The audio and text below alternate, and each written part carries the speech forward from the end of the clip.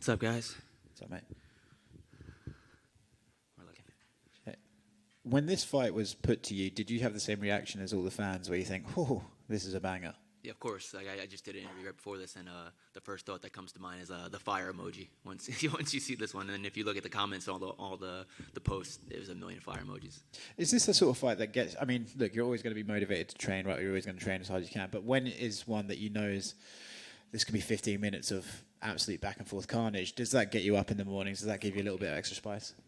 Every single fight does, but 100%. I'm bringing my fucking A game. This is his opportunity. He's coming to fight me because I'm the ranked guy and I'm the one that's defending my spot again. So all the pressure in the world is on me, and that's how I like it. I feel like I thrive when the pressure's on. So when you look at the fight, are you anticipating that carnage, or do you think, hey, I can see things that people aren't seeing, and I can get this guy out of there perhaps with a bit more ease than people are anticipating? Yeah, absolutely. You never really know exactly how it's going to go until the first exchange goes down, but I do completely agree with you. You mentioned about fighting, he's coming for your spot, right? It's not something we see too often in MMA these days, people willing to fight guys coming up from below them. What is it about this fight that made you say yes, or are you just one of those guys that are like, look, you put a name in front of me, I'll fight the guy? My last fight, I defended my spot, and so I expected to get someone in the top 15. They gave me this matchup, and I was like, is there nobody else? And they're like, everybody else is booked up or hurt, so you can either wait a little bit or take this one. And I was like, you know what, this is a fucking awesome matchup. Going into my last fight on my deal, I think this is a good one to put a stamp on it. Yeah, that's interesting. Silver lining, though, right? If you have a great matchup like this, even though the guy might not be ranked, if you have a great performance against a guy and it's just a great fight, then you can get propelled up anyway, right? 100%. I feel like we put the rankings are cool, but then they also kind of fuck you a little bit where you don't want to fight guys behind you. But at the end of the day, if you make a highlight reel out of a guy, whether he's fucking 1-0 in the UFC or top 5, a statement is a statement. It doesn't matter really who it is. You see guys that get these crazy knockout wins and they're on ESPN for fucking forever. You see like I can't think off the top of my head, but you know what I'm saying? Like you make a statement win, it doesn't necessarily matter all the time who it is against. So the rankings are bullshit, is what you're saying? Not necessarily bullshit, but they're a little funky. I would agree. They make things a little more complicated than they need to be, honestly. How do you see the fight going off? Give us a prediction. Oh, I'm getting my hand raised. I'm finishing this one. This one's going to be finished. Awesome, thank you. Shane over here. There's not a lot of New York representation on this card. I think you're really the only guy. Dwight Grant, I guess, grew up here back in the day. But what does it mean to you to be kind of the guy that's holding down the fort in front of your hometown crowd? Yeah, this is my house. This is I'm the only one. It's a little weird. I feel like maybe they didn't know they were going to be in Long Island because I feel like there's a shit ton of fighters from Long Island. You got Law MMA right down there. You got a bunch of teammates that live over here. I'm surprised that I'm the only one, but I'll take that on my back and I'll represent for New York. Yeah, I know you fought in the state obviously before in the UFC, and I guess does that add any pressure, or is it now that you've done it? You fought at MSG. It's kind of like I'm already 6-0 in New York, so this is going to be 7-0. I'm going to make it a clean sweep. No doubt. And I guess can you just talk to me about what you're expecting out of this matchup from Charles, and kind of is there anything you've seen maybe in his game without giving away too much that you feel like you'll be able to take advantage of? I know what to expect to an extent. I mean, he comes with the jumping kicks, the crazy, the big punches. He comes forward. He likes to throw heat. As much as I know what he's going to do, you don't know exactly what he's going to do or when he's going to do it. So, but I do see some holes, and I do see things that I'll be able to exploit Saturday. As Oscar said, this was a matchup when it was announced. Everybody was just like off the wall about how violent it seems like on paper. Where do you feel like Charles ranks in terms of like the violent guys that you've fought? Is he up there in terms of action? Yeah. He's definitely up there. He kind of reminds me of like a younger Cub Swanson. That's the kind of vibe I get right there.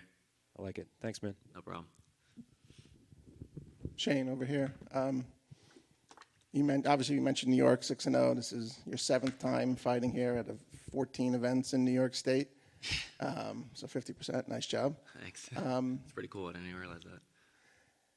You're used to it now, but is there any sort of extra baggage that comes with fighting at home?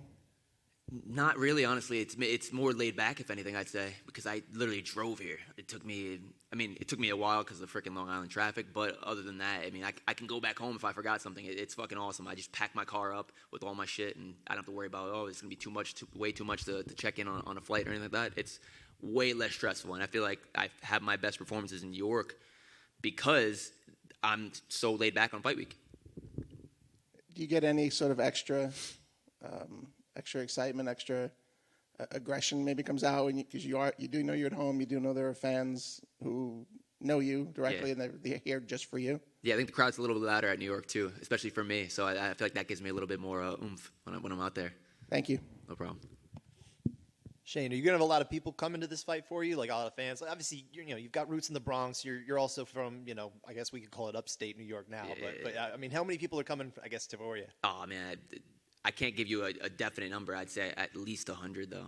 At least 100. I only live 50 miles away, and then I train like 30 miles away. So, and I have family that lives in Long Island too. I have a bunch of teammates that live in Queens, so it's gonna be packed. Now, you went out a couple months ago to train with Josh Emmett, who, of course, you had that great fight with. How did that kind of come about? I understand they kind of reached out to you, right? Yeah. So him and his boxing coach reached out to me and asked me if I'd want to come out and train, to help him with the Cater matchup. And at first I was like, former opponent, he beat me. I was like, I got a loss. I was like, sat back and thought about it. And I was like, you know what? Rematches are so fucking hard to get in this sport. And as much as I can give and help him, I feel like I can take and he can help me as well. And that's exactly how it went. I gave and I also took too. So it was an awesome experience. Emmett's a cool dude. He's a good guy. Did you guys talk about your fight at all? I mean, it must have come up, obviously. Honestly, it really didn't come up. No, it was very comfortable and we were chilling the whole time. No awkwardness or at all. He was an awesome dude, but we didn't even speak about that at all. We spoke about his knee being hurt, but we didn't really speak about the actual fight at all. Did you? And when you went out there, you didn't know about this matchup yet. I think it was earlier, right? I just got there, and like a day in, they were like, "Oh yeah," they started announcing it for like Paris and shit, and I was like, "Paris? I'm fighting in Paris." I was like, "I didn't even know I was getting this guy, and now it's getting announced that I'm fighting in Paris." And I was like, "I'm gonna just focus on the fucking training right now." So it worked out though because I got an idea of that I'm gonna fight him, and then I had a whole fight week camp out in California. Came back home and then just resumed the rest of my camp for 8 weeks. And your brother was out there, right? He obviously just won his pro debut. What did he kind of get out of the experience? Yeah, same thing. He was able to train with a bunch of guys that he was looking up to when he was 6 years old. He got to spar with Sage Northcutt a little bit and other guys like that. So that was an awesome experience for him. Gave him some confidence too. Thank you. No problem. Hey, Shane. What's up, man? So myself and a lot of the Nelk boys, the Full Send boys, we're Canadians. And Charles Jourdain, he's our prospect. He's one of the brightest prospects we've had since GSP. It's been a bit of a drought for us as Canadian MMA fans. If you do get your hand raised on Saturday after the fight, can we come up, give you a handshake, and share a drink with you Fuck afterwards? yeah, hell yeah. Let's do it, man. Appreciate you, I bro. appreciate that. We saw your brother win his debut not Yeah. long ago. Is fighting the family business now? Yeah, I mean, he's back there actually. He's 1-0 pro, 3-0 amateur. Should be fighting around September. Actually, my middle brother is a second-degree black belt too. He doesn't fight, but he works full time. But it's one of those things. Like I found MMA when I was 15 years old, and kind of just dragged them into it.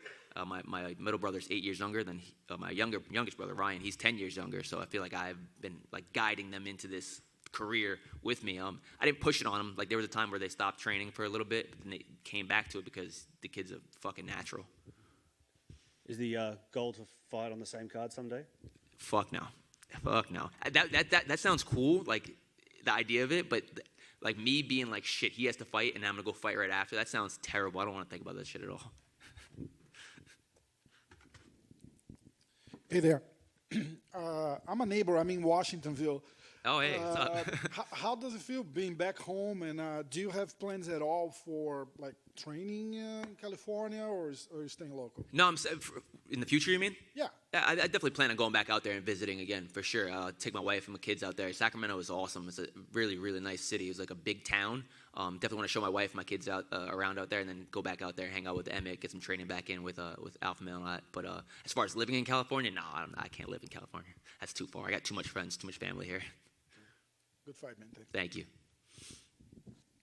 What's going on, Shane? What's up, bro? I'm not sure what part of New York Dwight Grant is from, but you're like the New Yorker. So when I looked at this card, I did see that there were no Long Island MMA guys, no other Tiger Schulman's guys, no Serra guys.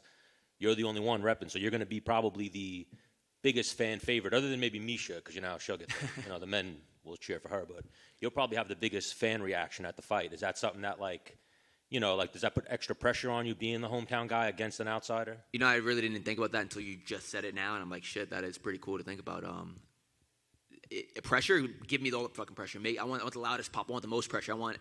There's already so much pressure on me. This is my last fight of my deal. I'm going against a guy that's unranked. I have everything to lose and nothing to gain in a lot of senses. I'm thinking of it the other way, but there's already a shit ton of pressure on me to have the performance of my career on Saturday. So if you want to add some extra noise, go ahead, add it at this point.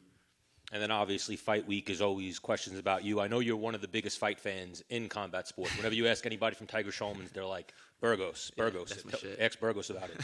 So your weight class, the conversation right now is Alexander Volkanovski. Where is he rank as far as the featherweight all-time greats in your book? Great question. So I approach this a little bit different. Like, I can't call him the GOAT right now because just based off of title defenses and all that stuff, I got to say Jose Aldo is the GOAT at the moment because of the amount of title. I think he has 8 title defenses combined with the WC, right, and the UFC. So you got to say he's the GOAT until Alex beats that. But that does not mean that I'm saying that Aldo is a better champion or a better fighter than Volkanovski, because I think Volkanovski right now is number 1 or 2 pound for pound. I think he's well on his way to being the GOAT at 145. But right now it's hard for me to say the 8 title defenses don't mean anything. So I got to go with Aldo. And then I know you're a hardcore fight fan. That was my next question is Volkanovski's now getting the pound for pound conversation. Who is number 1 to you, Usman or? You can fucking toss a coin between Usman and him. I feel like I almost have to say Usman, but he's right behind him. Realistically, how many fights do you think you were away from Volkanovski? I have to take it one fight at a time. I can't think, I got to beat him and then beat him. I have Charles Jourdain Saturday at 2:30 p.m. He's my focus. He's my sole focus. After that, we'll go into the next one, and then we're just going to take it from there. All right, brother. Thank you. Thank you.